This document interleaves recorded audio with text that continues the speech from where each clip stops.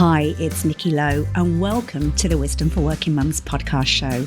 I'm your host, and for nearly 2 decades now, I've been an executive coach and leadership development consultant. And on this show, I share evidence-based insights from my coaching, leadership, and psychological expertise, and inspiring interviews that help women like you to combine your work, life, and motherhood in a more successful and sustainable way. Join me and my special guests as we delve into leadership and lifestyle topics for women, empowering you to thrive one conversation at a time. I'm so happy that you're here, and let's get on with today's episode. Welcome to this episode, and today we're diving into a subject that I think is vital for leaders, but particularly for female leaders, and it's the concept of the empathy dilemma. And for those of us who naturally lead with empathy, setting boundaries can feel difficult and even counterintuitive. But as I've discovered through my own coaching journey and my own leadership journey, finding the balance between backbone and heart is essential, especially when we're striving to show up as effective leaders, partners, and parents. And today's guest, Maria Ross, understands this challenge well. Maria is an empathy advocate. She's a speaker, a strategist, and author of The Empathy Dilemma: How Successful Leaders Balance Performance, People, and Personal Boundaries.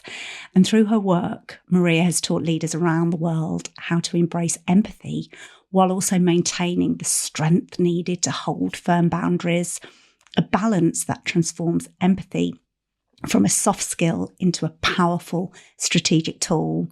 As a TEDx speaker and host of the Empathy Edge podcast, Maria has been a trailblazer in helping leaders cultivate empathetic work cultures that lead to success. She's shared her experiences with audiences worldwide, and today she'll be sharing with us practical strategies to lead with empathy while maintaining personal boundaries.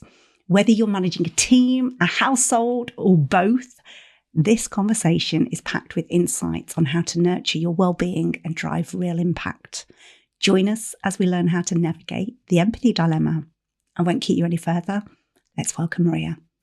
And welcome. Thank you so much for joining me on the podcast. I'm so happy to be here. Thanks for having me. And all the way from the US, and you're out in California, aren't you? I am. I'm in Northern California, so not directly impacted by the wildfires right now in Southern California. Thankfully, that's good to hear. Well, I can't wait to dive into this subject with you, because having read your book and kind of followed what you've been putting out into the world, I know that we're going to have such a rich conversation around this. And I think the world needs this more than ever. So this is at such an important time to be talking about this subject. So for those that don't know about you and your work, can you share a little bit about what you do and how you came to do this work, like your journey to become an expert in empathy?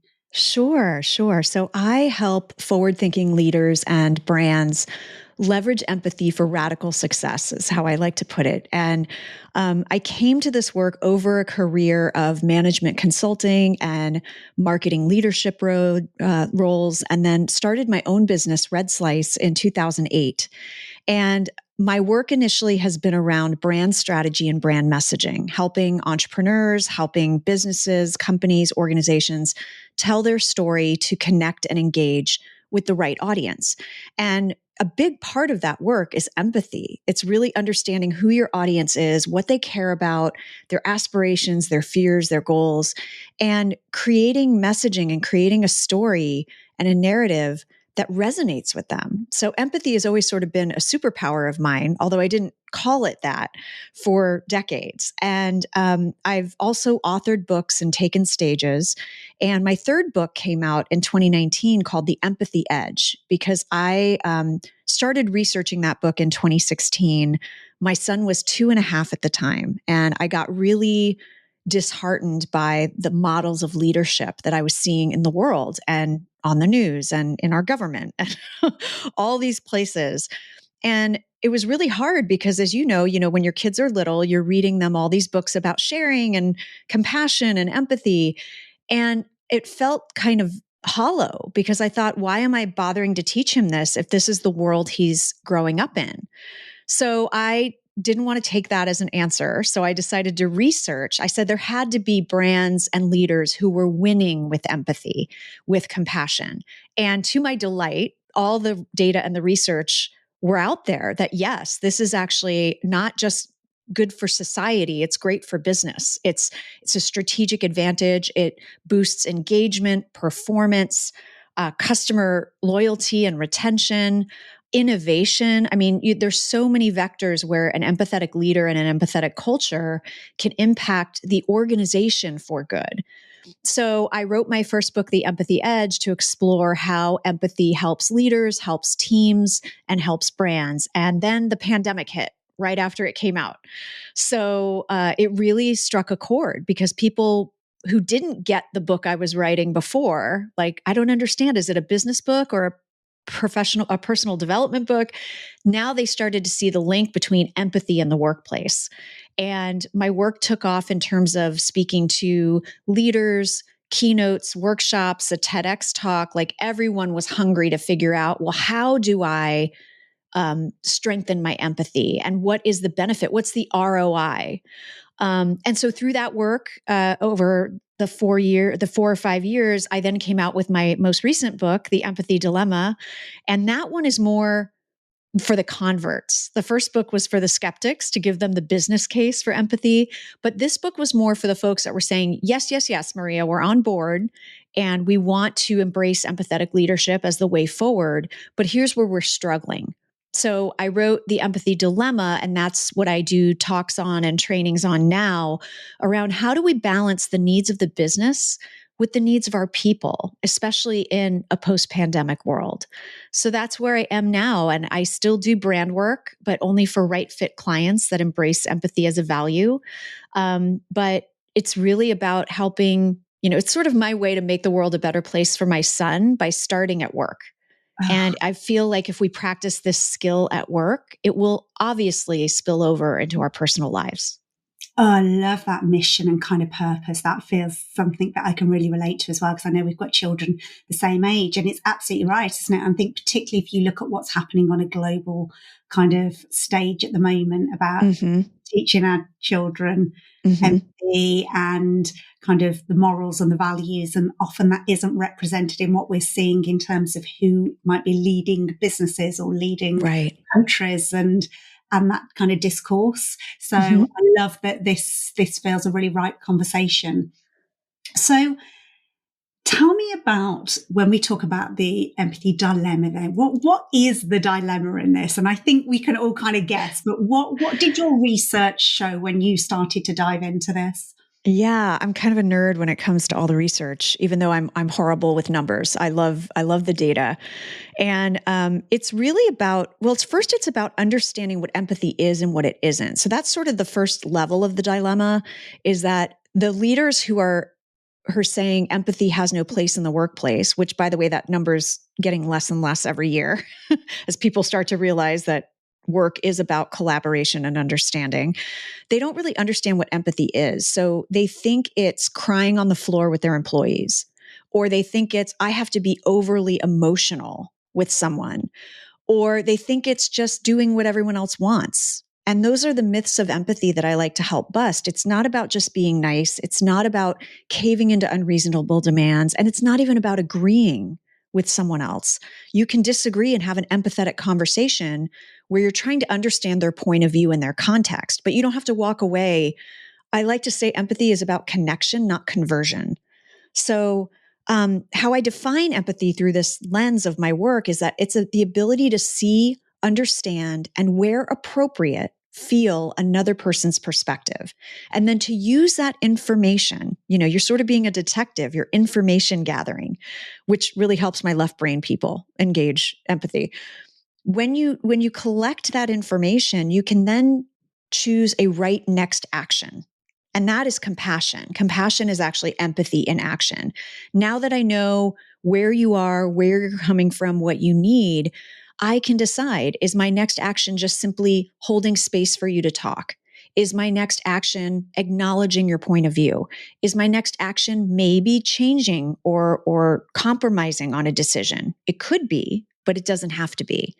And so that dilemma is where people dip in to sort of take empathy to the more emotional and acquiescence part of the spectrum, right? And they say, oh, I need to be empathetic at work, so that means I just have to do everything my employees want.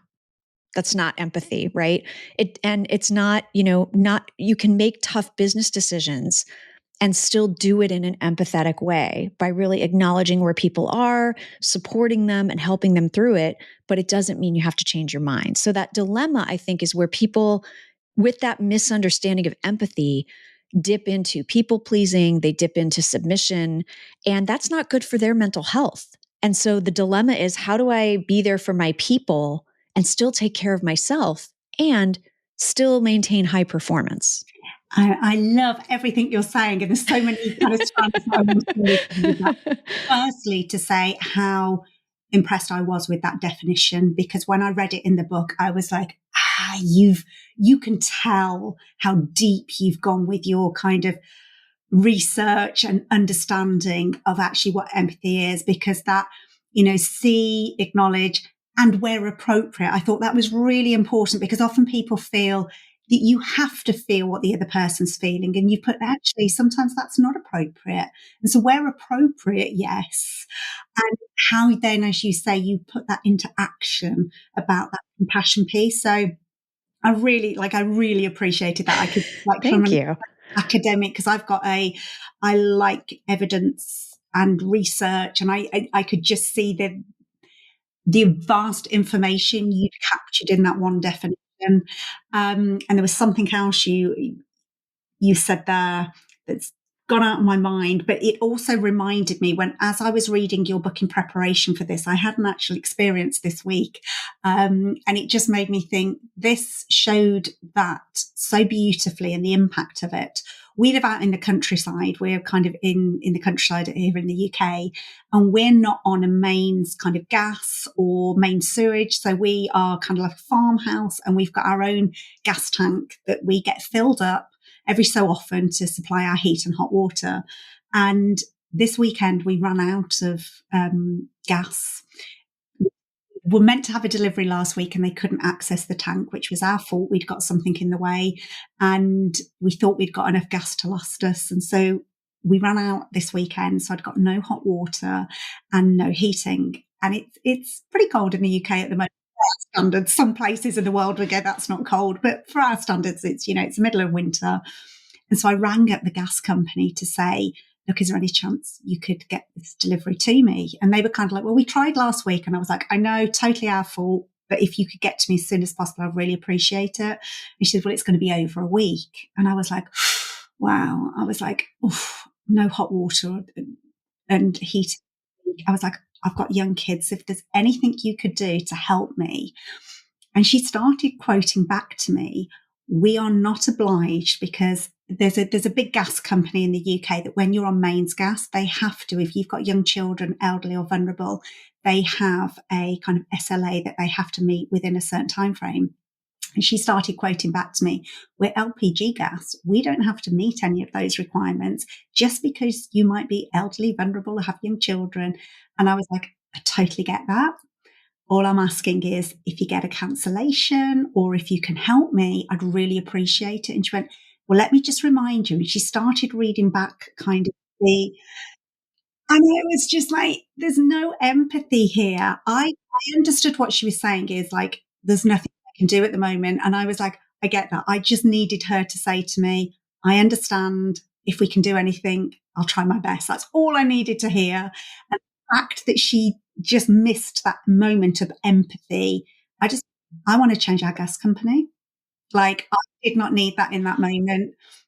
Oh my gosh. I mean, that's, I come at this from a brand strategy perspective. That's my initial work that I do. And when I wrote The Empathy Edge, I had a section on how empathy impacts your brand. And that kind of customer service experience will ruin your reputation, but not just in that one lost customer, in that customer sharing that story with everyone else, putting reviews online. There's a statistic from some research that talks about 8 out of 10 people say that empathy is the most important element of the customer experience with a company. And 97% of customers will show more loyalty to a company that shows them empathy, even if their problem is not solved, even if, it's just about the interaction and the human interaction. And are you training your people in that skill? Are you hiring for that skill? Are you doing continuous learning around that skill, having them deal with role plays and scenarios? And, like the information you read in the empathy dilemma, are you helping those people with the first two pillars of empathetic and effective leadership, which is self-awareness and self-care? So who knows what was going on for that woman at that moment in time, but maybe she didn't have the capacity to connect with you because of whatever was going on in her own life, right? And however she was taking care of herself. Because when our tank is low, we can't make space for another person's perspective or point of view. It's just like, as a mom, when I'm tired and hungry, I'm a terrible mom, right? I'm short, I'm angry, I have no patience. And you have to replenish that tank for yourself, and your employees have to replenish that tank. And you as a company have a responsibility to help your employees replenish that tank. Whether it's with, and this is where we talk about operationalizing empathy, right? You can actually, what are your benefits? What are your services that you provide for your employees that will help them tap into their empathy? Do you provide paid time off? Do you provide flexible work hours? Do you provide mental health benefits? Those are all deemed empathetic benefits in many, many research studies, that an employee says, if my company provides that for me, then I see my company as empathetic because they understand what I need beyond just the job they want me to do. And it's not about, it's not about coddling, and it's not about like, oh, now all of a sudden we have to be our employees' therapist. No. Do you want your employees to perform at their absolute best? Yes. Then these are the things you need to do. Just like investing in capital expenditures, just like investing in recharging your phone at night. It's not extra. It's to enable you to optimize, if we're going to be, jargony, optimize the assets you already have to perform at their highest ability, so that the experience for the customer is a great experience that they will come back to again and again. And this is why, I felt like I had to make the business case for empathy, because the moral imperative doesn't work with some people. So if you can be like, fine, let me show you what's in it for you. Let me show you the ROI of empathy. And it can't be denied. It's just, there's such a low bar when it comes to business of the customer experience that when you act with empathy, people talk, they come back, they stay loyal. And, hopefully one day, in my perfect world, it won't necessarily be a competitive advantage because it'll be table stakes. But right now, your company, if you're a leader listening, your company, your team, your culture can have a huge advantage to attract the best workers and the best customers if you lead with empathy, if you model it, if you celebrate it, if you reward it, and if you operationalize it within your organization. I love that. And you make such a good case for that in your book. Like, it comes across really strong. And as somebody with a commercial background, I really appreciated that, because if you lose that, almost that battle at the beginning, you don't get to have the kind of conversations that make the real difference. And I thought it was interesting in your book, as you said, it was written after the pandemic, and there was a couple of studies that you quoted, and one was that what we were seeing were HR professionals increasing kind of their awareness and attention to empathy. But actually, it was showing that CEOs was post-pandemic kind of going, oh, yeah, we did what we needed to, now back to work. Yeah. Is that still the case in what you're seeing? Well, it's really interesting. That's from a report by Business Solver. That's actually a free report available to everyone. I would encourage folks to go to businesssolver.com/edge, and they can access the report for free. It's a yearly report they do on the state of workplace empathy. And the reason why it's wonderful is they've been doing it for 9 years. So they have trend data around what's been happening. And that was kind of the big takeaway from this past year was, well, two big takeaways. One was that gap between CEOs going, look how amazing we were during the pandemic. We were great. Our organization is so empathetic. And HR people who are sort of in the trenches, HR leaders saying, wait, hold on a minute. No, we still have issues. Like we can't, we're talking about forcing people to return to the office. We're talking about taking away the flexibility we gave them during the pandemic and all the ways that impacts people sort of on the ground in your organization. So, some of the CEOs seem to have their head in the clouds a little bit about really what's going on in their organization. And that was apparent through the results of the data. But it's still a really positive trend in terms of CEOs saying that empathetic culture impacts financial performance. That number's been going up over the last 9 years because it's sort of like more people are joining the team and understand they're seeing the light and they understand the catalyst that empathy provides within their culture. When you look at, like I said, vectors like engagement or innovation or retention, and those are bottom line benefits. Those are not just fluffy, nice to have. I love that it's kind of by hook or by crook, they're getting there because it's like the moral argument doesn't work. Let's kind of profit kind of side, and that will help you. And on that, I think I talked about this in my TEDx talk because I got some heat for that of like, well, how can you make this such a transactional thing? Empathy is supposed to be about connecting with people. And I get that because that's actually the place I'm coming from, is that I'm trying to get more people to connect. But we also have to meet people where they are. And so it's okay to let someone know that, hey, if you adopt this way of being, if you adopt this way of connecting with other people, it will bring you a host of goodness. It will bring you a host of joy. Because for me, what I've experienced in my own career is that it doesn't really matter how people get to it.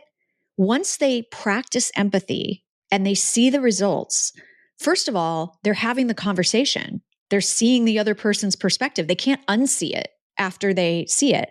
And I've seen that they want to do more when they're positively rewarded by the interaction. They start to go, oh, I get why this works now. And now they start to strengthen that muscle and it becomes their default mechanism. It might be contrived at first. It might be for optics or whatever. But again, once they're being empathetic, they're being empathetic. They're getting in the room. They're having the conversations. They're seeing the other person's point of view. And for me, I don't really care how they get there because once they do, they'll be transformed. Yeah. And I think and we can come on to talk about the pillars that sit behind this. And you've already alluded to like a really, really important one, which is that self-care piece, which was music to my ears because, as you say, if we are depleted, we haven't got that capacity to give that to others. And looking at actually the area that I work with a lot of my clients on is how do we look at our own well-being, but then use that as building the competency within leaders to lead with well-being. Tell me a bit about how you kind of arrived at your pillars. What was things that led to this? And if you can share with us what they are, that would be great. For sure. So the 5 pillars, I call it it's not necessarily the 5 pillars of empathy. It's the 5 pillars of being an effective and an empathetic leader at the same time. So they are self-care, self-awareness, self-care, clarity, decisiveness, and joy. And I came to those through hundreds of interviews through my own podcast, The Empathy Edge, and other work that I'm doing, delivering trainings and doing keynotes, audiences that would come up to me and share things with me. And then my own research since the last book of what are, I was sort of looking at these model leaders who we all know them, right? We've hopefully been lucky enough to have a leader that is just like that leader. They are empathetic, they're approachable, they're fun to work with, and they are excellent at what they do. They actually achieve very high performance and, exceed their goals. And it was sort of like, what's the recipe of those people? How do you deconstruct what makes them that way? And in interviewing many of them who were not always self-identified, but identified by others as this kind of leader, it required some thought on their part of like, how, I don't know how I do that. I just do it. So I sort of had to tease it out of them. And these 5 common traits kept coming up over and over again with all of these leaders. So, we can go into those in detail if you like, but it just, they came up over and over again. And it was really funny because I only had 4 at first. And then I started to say, there's something else here. There's some other sort of magic seasoning in this recipe that I can't put my finger on. And that's when I struck on it, that it was joy. It was this ability to bring levity to the work, even when the work is tough, even when the work is stressful.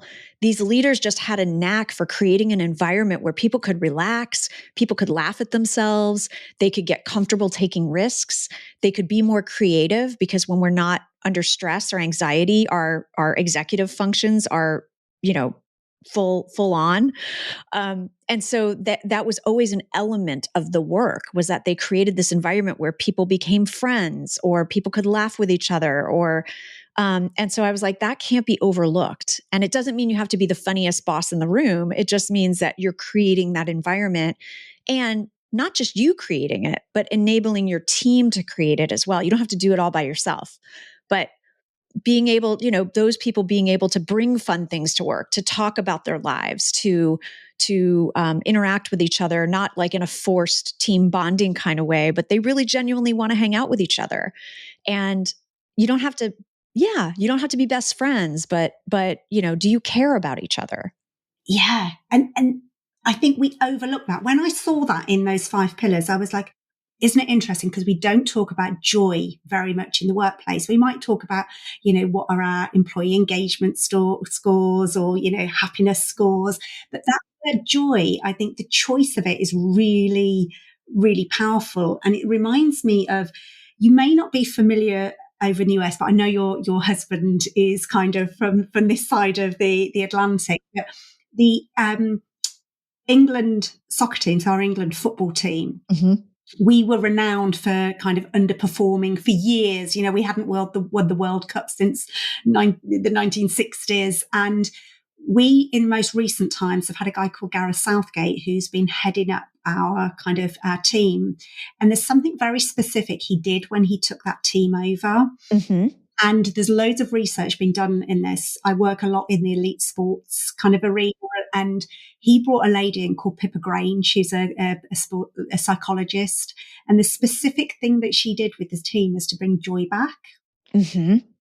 Because when they were performing for England, there was so much fear, because for years they'd been seen to underperform. And it was almost like it was this great privilege and honor, but it came with such massive responsibility and almost like a dark cloud. Mm-hmm. Joy was sucked out of it. And he specifically said, I want to create an environment where you have the joy of when you were a child playing on a Saturday, and just for the love and the joy of it. And he said, if we can get back to that, everything else will be sorted, because I know you're world-class players. You play for some of the best teams in the world. Yeah. Lost the joy of playing for England. And so it's really interesting that was, and he's the empathetic leader. Like he embodied everything that you're talking about. And so I loved seeing joy in that list. Well, that's so interesting, because I tell a story at the end of this book about the, basketball champion coach Steve Kerr here in the US of the Golden State Warriors. And his whole philosophy is around empathy. And that is how he gets the best out of his players. That's how he coaches to the player based on what they need or what motivates them. And that's what we mean by empathy. But more than that, he tries to help them create empathy for each other. And that's where the joy comes in. That's where the camaraderie comes in. It was funny because I was like, what do I call this pillar? It's not humor. It's not laughter. And I struck on joy because that means different things to different people, but it implies this is a place I want to be. And again, even if the work is, excruciating. I mean, we're talking about environments like police stations and emergency rooms, where that's not necessarily fun to be there, right? But can you create a joyful culture? And can you create a culture where people genuinely are looking out for each other? They're not competing. They're not trying to hoard information. They're not trying to stab each other in the back. yes, maybe they won't be friends when one person leaves or the other person leaves, but can they be friends while they're working there? Can they be friendly? And there's lots of data around. There's a wonderful expert in friendship called Shasta Nelson, who you should have on your podcast. She writes about her most recent book was about the business of friendship and all the data around how much more engagement you get if your people have a friend at work. How much more likely they are to stay, how much more likely they are to overperform, how much more likely they are not to suffer from mental health challenges, well-being, yes. well-being, all of that. And so the data is there again to show us that what I love about the sports analogy you brought up and the sports scenario is, again, Steve Kerr is a national championship winning coach, and he was a player on the Chicago Bulls years ago when they had their dynasty, and they created a dynasty. He created a dynasty with the Golden State Warriors. So we're talking about an industry where it's pretty black or white, right? Sports is you win or you lose. There's no gray area. There's no really like, oh, you came in third, yay, right? Like they are there to win, and if they can succeed with an empathetic mindset and an empathetic leadership philosophy in such a, for lack of a better word, cutthroat industry. Surely your software firm or your accounting firm or your gardening business or your whatever can employ empathetic leadership to win in your specific industry, because this is one where it's very binary. And the fact that and especially in England, given that these coaches and these leaders are embracing empathy and joy, it should tell us something. We shouldn't ignore that. Oh, I love that we've gone there. I wonder if we could kind of take a step back and kind of explore the other pillars, because you started with self-awareness, which feels really important place to start. So tell me a little bit about that and why that's so important. So I'll just do a brief 30-second on each one. So self-awareness is the ability to understand your strengths and your challenges, your blind spots, and your emotional triggers.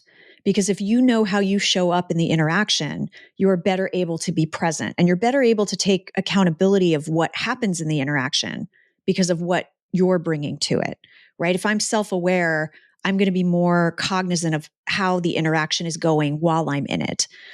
Self-care, like we talked about earlier, is really about replenishing that tank. So I can show up and listen to your point of view without defensiveness or fear.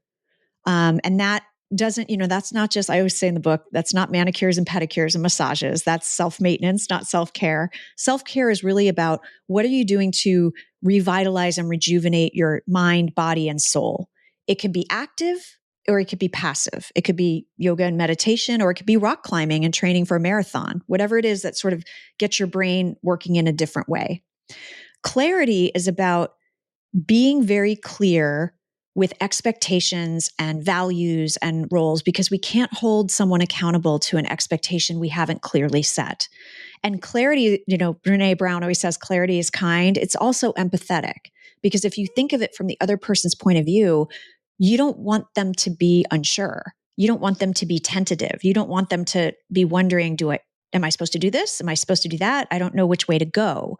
You want them to be very clear on the direction they're headed in and what they need to do to achieve success. So career progression maps, as an example of a very tactical thing, that's empathetic. When you provide people with, this is how you can progress in this role or this job, these are the next steps, these are what we expect of you, then people can actually perform. And then when you have a problem, you have something to refer back to say, help me understand what part of this was not clear.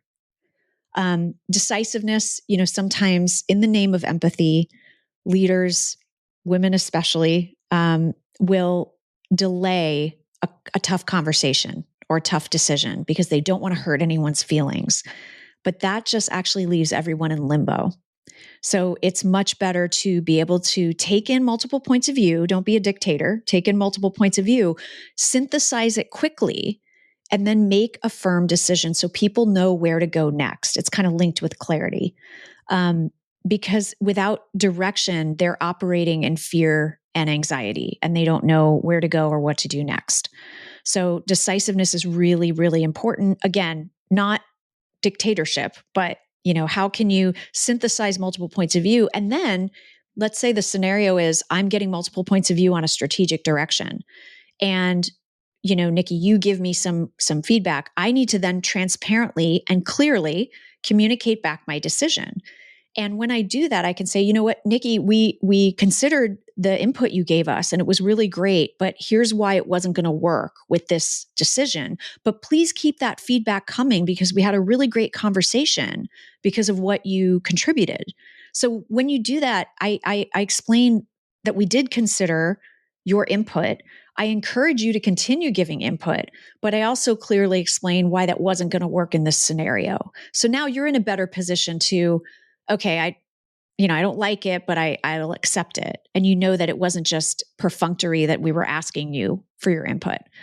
And then as we talked about, joy is the last one. So really in various combinations and degrees, those elements are all there for those most successful empathetic leaders. And what I want to do with the pillars is give people a framework to say, if I'm trying to be an empathetic leader and either I'm burning out or the team's performance is dipping or people are unhappy, maybe look to see which one of these pillars might need to be shored up. Because if they're all operating at full throttle, then you should be able to get the performance and the balance that you're seeking. Brilliant. And I wonder, because my audience is obviously mainly females and female leaders, what does your either lived experience from with your clients and your research show about female leadership and empathy? Like, where are we strong and where might we kind of be missing the mark slightly? Yeah, it's interesting. When I was researching the first book, and I don't go too far down sort of the gender gap because, or the gender identity part of it, because when I was talking about the first book, I did have a book agent that said, we love your concept, but can you make the book about female traits being a competitive advantage, not empathy? And I turned them down because I don't like us genderizing these human traits, because empathy is a human trait. We are innately all born with it as a species, right? It's how we've survived. It's just for some of us, the muscle's a little atrophied than others. But I feel one of the things I looked at with the first book, the first empathy book, was there some sort of a trend of are female leaders more empathetic than male leaders? My lived experience says no, because two of my most psychologically abusive leaders were women. And two of my most empathetic leaders were men. So that's just my sample size of one. But I did speak to an expert on women's leadership, Carol Vallone Mitchell. And she initially said, it's not so much her research back then showed that it wasn't so much that women were necessarily more empathetic. It was that successful female leaders would often cite their ability to be empathetic and collaborate as a reason for their success. So kind of a slightly different nuance. Then when I interviewed her a few years later on my podcast, she said, actually, there is data that show that women tend to gravitate towards those skills that would imply empathy, right? Collaboration, nurturing, be emotional connection, that sort of thing. But I dislike talking about it only because I feel like it gives people a pass and an excuse to say, well, then I'm never going to learn empathy. Because if you're an adult and that empathy muscle has atrophied, you can intentionally build it back up, but you have to make an intention to do it. And just like any other skill, just like going to the gym, you've got to make a commitment to say, I want to lead in a different way. And it's going to take practice, and it might feel weird and it might feel awkward sometimes, especially if you haven't been engaging with your team. And then all of a sudden you start engaging in a different way. They start wondering what's going on, right? You can actually share that with your team and say, hey, I'm improving my leadership. And I want to let you all know that I am. And what I'm trying to do is create better connections. So I'm going to be working on this. I invite you to work on it for yourself too, because it's not just the leader's job. It's everyone's job to be empathetic. And so it's okay to be vulnerable and transparent with your team that that's something you're working on, and let them hold you accountable. Let them be part of it, because that's going to be a powerful model for them to then interact with each other in the same way. And I love that you raised that actually, because it's one of the myths that you bust in your book, isn't it? That it's not just the leader's job to be empathetic. So if there's somebody listening, I completely get that. My muscle might have kind of atrophied over time. Yeah. Where would you encourage them to start? So as you say, maybe making that kind of statement to say, look, this is good. You start to notice me do some stuff differently, and here's why. And then what are some of the practical steps that somebody could take? I love this question because I actually have some habits and practices outlined in the first empathy book, The Empathy Edge. But the first thing is to practice presence. Again, empathy starts with you and you getting your own house in order to be able to meet someone with empathy. So how can you practice presence? You can adopt a mindfulness practice every day. Experts say 10 minutes alone is enough. And that can be whatever that is for you. It could be yoga or meditation, like we talked about. It could be just sitting with a coffee without a screen in front of you. What do you do to ground yourself at the beginning of your day or before a high stakes conversation? When you have that conversation, is your computer shut? Is your phone off? Are you fully present and focused with the other person? The other great practice is to embrace curiosity. Curiosity is the number one trait of empathic people because they don't guess at your point of view, they ask you about it. So get used to, instead of going into something with, here's all the reasons I'm right and you're wrong, start with questions. Even if it's controversial, even if it's something you don't agree with, tell me more is the magic 3-word phrase. Tell me more about that. Tell me more and get them talking because it will lower the temperature of the engagement, but it will also help the other person feel heard and you'll gain valuable information. So you've got to kind of put ego aside when you embrace empathy because ego kills empathy. So embrace curiosity. And then when you do, practice active listening. And I know that's easier said than done. So one way to do it is to practice reflecting back what the person is saying to you before you launch into your rebuttal or your response, right? So that you make sure you're having the same conversation. So even no matter what it is, right? So I could say, Nikki, so what I hear you saying is that the sky is purple and frogs are yellow and, grass is black. Is that what you said? Am I accurately hearing you? And that's an extreme example, obviously, but I'm trying to do that without judgment to make sure that we're having the same conversation. It also gives you a beat to formulate your response so you don't react. And so someone can go, no, that's not what I said. What I actually said was X, Y, and Z. Or they can say, yes, that's exactly what I said. And now they feel heard. And then another fun tip I have for people is to explore with your imagination. So this is everyone's license to binge on Netflix or streaming. Consume books, movies, biographies, drama, theater, music that is created by people who have a different lived experience than you. And when you do this, you're able to practice in a safe environment, wondering what something is like for someone else and what you might do in that situation. So it gives you a safe place to do that and to kind of get a peek into someone else's life, especially if that person is very different from you.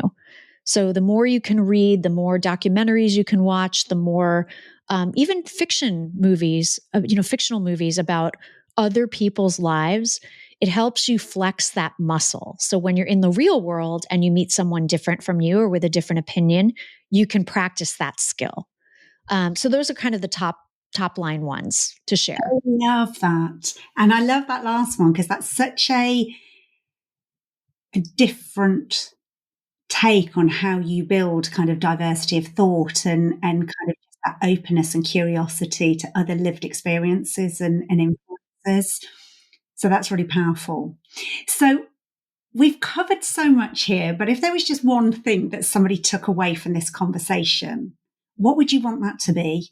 I want people to understand that empathy is a strength, not a weakness, because it takes great strength, presence, self-confidence, self-assuredness to embrace someone else's perspective, like I said, without defensiveness or fear. So don't be afraid of your empathy. It absolutely has a place at work because wherever we interact with other human beings, empathy is required. And if we're going to collaborate and interact and innovate effectively together, we've got to understand different points of view. and be able to, still hold fast to our own values and our own expertise and our own perspectives, but to never assume that we have all the answers and that we've seen the challenge or the problem from every possible point of view. This is why diversity in the workplace is so important, because when you have that diversity, you actually can uncover risks and opportunities that you wouldn't have seen if it wasn't for that other person's perspective. So leverage empathy as a strength, not a weakness. And if you can keep the pillars strong for yourself, especially the self-awareness and the self-care, what are your emotional triggers? What are your challenges? It can help you avoid dipping into people pleasing and submission, which I know I know a lot of male leaders that struggle with it too, but especially female leaders because of socialization. So don't think that empathy equates to doing what the other person wants. Love that. So where can people find out more about you? And I can put all the links in the show notes. That would be wonderful. So they can actually go to the empathydilemma.com, which is the book page on my main site. And they can get a free chapter of the book there. They can sign up for my email list and my insights and inspirations. My core business is Red Slice, so it's red-slice.com. But if they just go to the Empathy Dilemma, they'll get there anyway. And I would love people to tune into the podcast as well, The Empathy Edge, because I feature leaders and thought leaders talking about empathy from every angle.